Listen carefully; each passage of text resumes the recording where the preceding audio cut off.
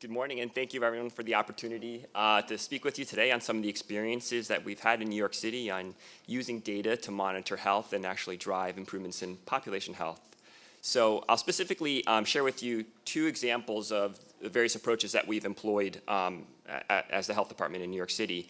But first, I thought it might be helpful to just kind of underlie some of the, and go over some of the context by which we approach this.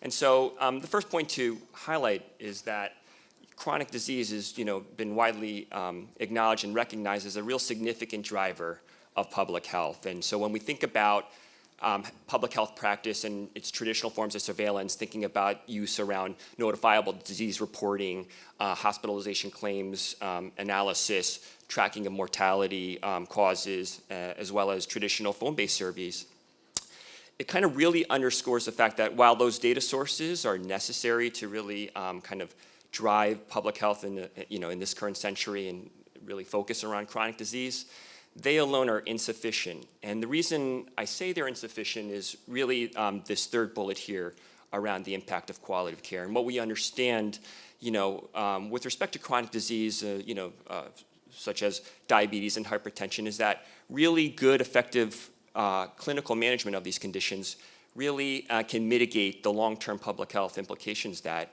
chronic diseases such as diabetes and hypertension can play. And in that similar vein, identifying those individuals who don't have those chronic diseases under good control, who have the higher risk of complications that can result from those said conditions, are really kind of a focal point for public health opportunity to really, improve population health by helping to get those folks under better clinical management. So with that lens in mind around understanding the importance of the quality of care, I want to share with you two examples, the first of which draws upon utilization of electronic health record data in New York City. And that work is mediated through one of our programs at the health department, the Primary Care Information Project. And so this is a project that began in the mid-2000s that was focused on helping providers in medically underserved communities adopt and implement a prevention-oriented electronic health record system. So the health department partnered with a electronic health record vendor, eClinicalWorks, through a competitive bid process, and developed an EHR system that really focused around population health. And so since its inception, the PCIP has been able to get this prevention-oriented EHR deployed at over 700 practices across the city. And one of the great benefits of this network of practices that are on this system is that they're connected to a data query architecture that allows us to essentially glean data from those electronic health record systems to drive public health. And we call that system the Hub Population Health System, or the Hub for short. So what do we do with the Hub and the data we can collect from it? So the first thing we can do is we use those data specifically around quality of care to really drive targeted quality improvement efforts at those practices. So I'll call your attention first to the figure on the left, which is what we call our provider dashboard report. So what we do is we glean specific key measures around process as well as chronic disease management, and we aggregate that information into a kind of a single page which providers can readily view. The nice thing about this is rather than providers having to kind of hunt and peck across the record and compile this information, we present this data to them readily. The other thing we do is we take how providers are performing and then show them how they're doing against their peers within the PCIP network. So benchmarking them against the top performers across PCIP to show them what an achievable benchmark is in terms of quality of care management. The other report or dashboard that we send to providers that are part of PCIP is our panel summary report, illustrated here on the right. And so this is a more targeted piece of information that we send to providers that is focused specifically on hypertension. And so there are a couple of key elements within the panel summary report that I'll highlight. The first, and I apologize, it's a little bit difficult to see, but what we first do is we take the panel of individuals who have hypertension at the practices and stratify them according to their level of blood pressure control. And so providers can readily see the proportion of folks that have well-controlled blood pressure, the folks that have slightly elevated blood pressures above kind of accepted targets, and then those folks that have blood pressures that are well above accepted guidelines. And so this helps practices, really kind of target and identify folks in their practices that stand to benefit the most from kind of more advanced support in terms of clinical management. We also tie the information on this report with other elements that we feel can be helpful in terms of engagement with the patient. So the first is we note to providers on this report what proportion of individuals have something called voice or text messaging enabled, which is a good patient engagement strategy, which amongst other things enables practices to send reminders to individuals regarding an upcoming appointment. Another piece on this panel summary report is we note that of individuals seen in the recent month, based upon these various strata, what number of those individuals left the practice that day without a follow-up appointment. So for those of you familiar with this concept of clinical inertia, for folks that have poorly controlled blood pressure, having a planned follow-up visit in the near term is essential. And so by showing providers the proportion of individuals with poorly controlled blood pressure who don't have that follow-up appointment is kind of a call to action in terms of how they can redesign their clinical workflows to really focus and target and combat against clinical inertia. In addition to using EHR data as a tool to drive quality improvement, it also has the potential to kind of serve and inform about the larger picture around what is the state of quality of care delivery across the larger community. And so this is just a map of the practices from PCI that are part of that PCIP hub network, and you can see that of the 700 or so some odd practices, we have pretty good distribution across the city, and the color codings here correspond to the number of individuals within each of these what we call United Hospital Fund neighborhoods that had sought care at a PCIP practice. And so while there is some differences in terms of the range of the number of patients by community that have sought care at a PCIP practice, what we find in total is about upwards of 1 in 5 New Yorkers seeks care at a PCIP practice. So there's great potential there. And so to that end, and of course one of the great questions is, can what is essentially a convenience sample of quality of care data extracted from this network of electronic health records serve as a more generalizable source of knowledge around quality of care delivery across New York City? And so to that end, the health department has been actively working with the University of New York on a validation study to get at that specific question. So the health department, again in collaboration with the City University of New York, implemented a second round of the NYC Haynes survey back in 2013, and the plan is to compare population health metrics derived from these EHR systems and compare them against that gold standard survey, as well as look at how they compare against information we were able to obtain from our annual telephone-based community health survey that's performed.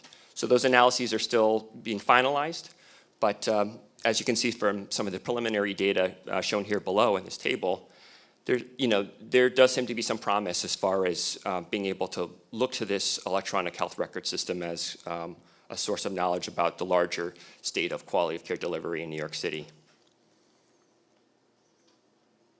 So segueing into the second approach, so besides EHR data, one other approach that we've employed in New York City around monitoring the quality of care is in tracking hemoglobin A1C data. And this is an initiative that started under Dr. Bassett's tenure, back when she was a deputy commissioner.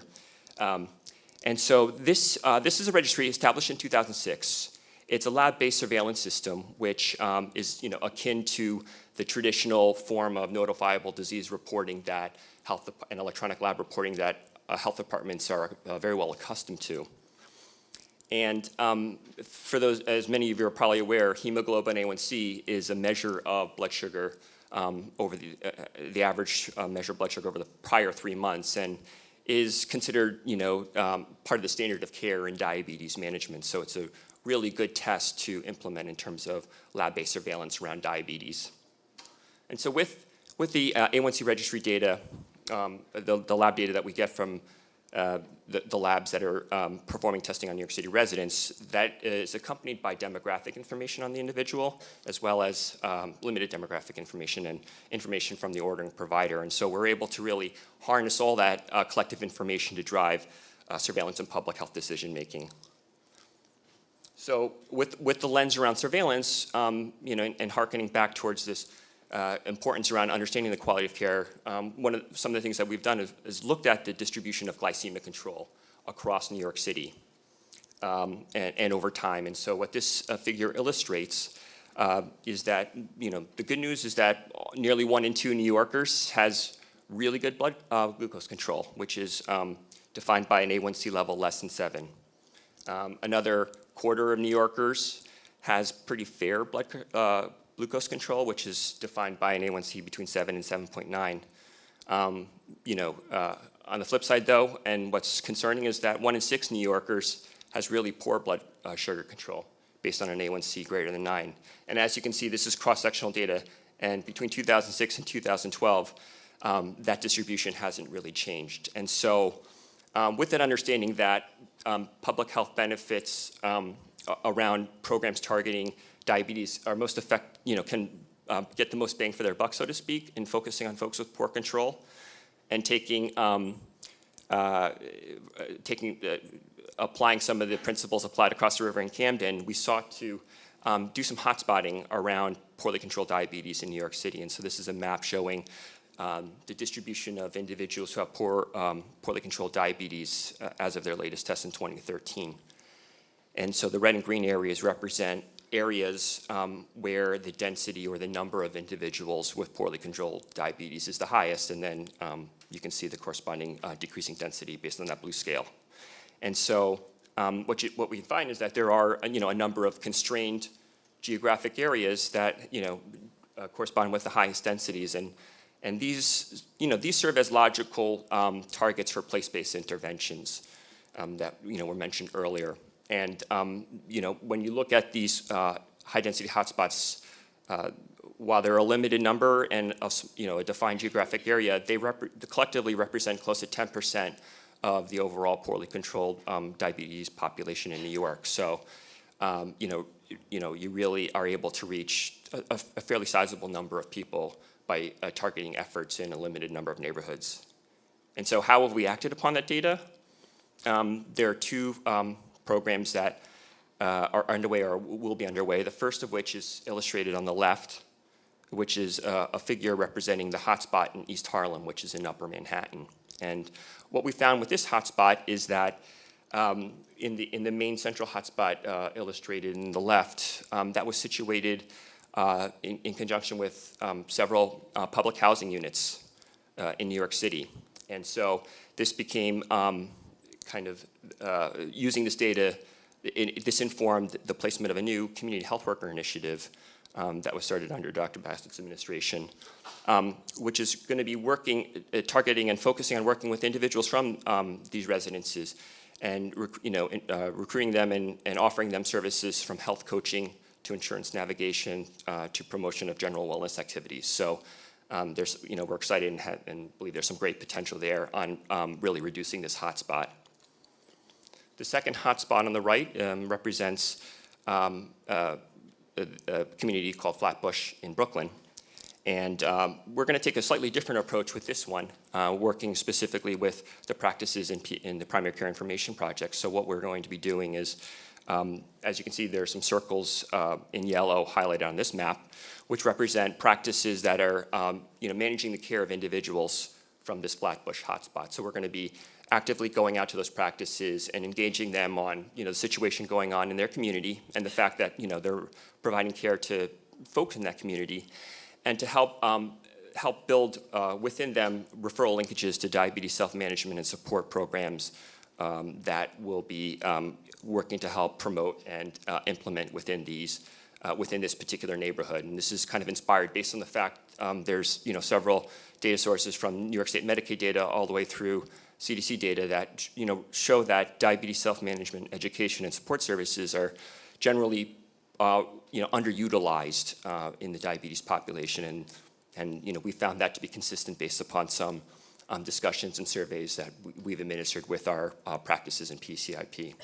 So we're hopeful that, again, similar to the work in East Harlem, that's going to have a significant impact on reducing the burden of poorly controlled diabetes in that neighborhood. So with that, I want to conclude, and I just want to acknowledge that the collective work presented here has really been a broad team effort across the health department, and as well as with the City of New York, University of New York. So thank you.